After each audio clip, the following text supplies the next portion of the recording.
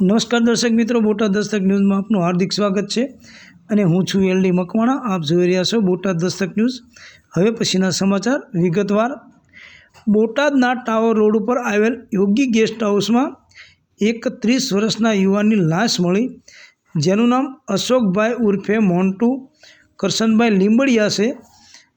કેવા કારણસર આ યુવાન ઉપરોક્ત ગેસ્ટ હાઉસમાં આવ્યો, ક્યારે આવ્યો, ગેસ્ટ હાઉસમાં સાથે કોણ હતું, અગર હતું કે નહીં. અત્યારે હાલ સાંજના 9 કલાકે બોટાદ સોનાવાલા હોસ્પિટલ ખાતે બોટાદ પોલીસ દ્વારા પીએમ ઇન્ક્વેસ્ટ ભરી લાશનું પીએમ કરવા માટેની તજવીજ હાથ ધરવામાં આવી છે.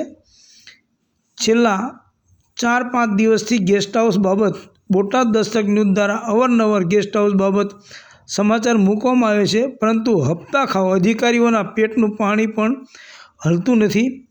આજે ખરેખર બનાવ બનેલ છે, તેમાં પણ બોટાદ દસ્તક ન્યૂઝની જે વાત છે તે ખરેખર સાચી પડતી હોય એવું લાગે છે, કારણ કે આ પ્રશ્ન પણ આ બનાવ જે છે એ પણ વ્યભિચારનો હોય એવું દેખાઈ રહ્યું છે. તેમાં શું બનાવ છે એ એના પિતાજી ફરિયાદ કરવાની ના પાડે છે, એમાં શું રંધાઈ રહ્યું છે એ પણ ખબર પડતી નથી. Botad Dastak news, LD Makwana, Botad. દાદા, શું નામ તમારું? કરશનભાઈ મોતીભાઈ. આખું નામ શું? કરશનભાઈ મોતીભાઈ. ક્યાં રહ્યો છો? ખોડિયારનગર એકમાં. જે અત્યારે મૃત્યુ થયું છે એ તમારો શું સંબંધી થાય છે? છોકરો. શું નામ છે એમનું? અશોક. તો એ કઈ જગ્યાએ આ મૃત્યુ થયું હતું, તમને કોને જાણ કરી? અમને કંઈ સાહેબ ખબર નથી. હમણાં અહીં ઓલા પણ ફોન આવ્યો ને તારે ખબર પડી. કઈ જગ્યાએથી ફોન આવ્યો? ગેસ્ટ હાઉસ પછી. કયું ગેસ્ટ હાઉસ, નામ ખબર છે? અહીં ટાવર રોડે યોગી ગેસ્ટ હાઉસ. કયું ગેસ્ટ હાઉસ? એવું રહી. યોગી. જે ગેસ્ટ હાઉસમાં લાશ મળી એ કઈ હાલતમાં હતી? અમને કંઈ ખબર નથી સાહેબ. તમે આવ્યા ત્યારે લાશ કઈ હાલતમાં પડી હતી? અહીંયા હોતો હતો ખાટલામાં અહીંયા.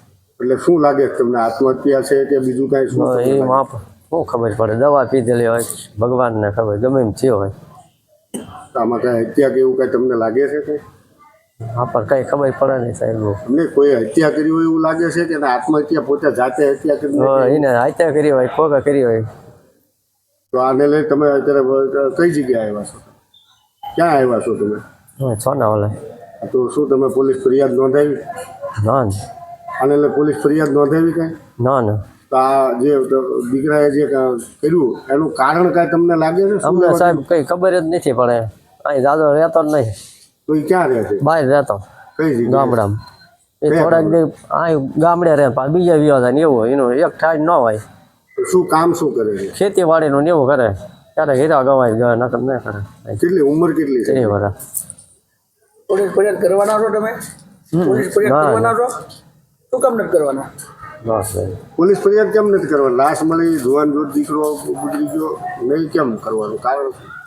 આપણને સાહેબ કંઈ ખબર પડે ને આપણે આમ થવું છું કામે જવાનું હોય. અમે તમારી હારે રહેશું. ફરિયાદ કરવાની, હું નામ ફરિયાદ નહીં કરવાની.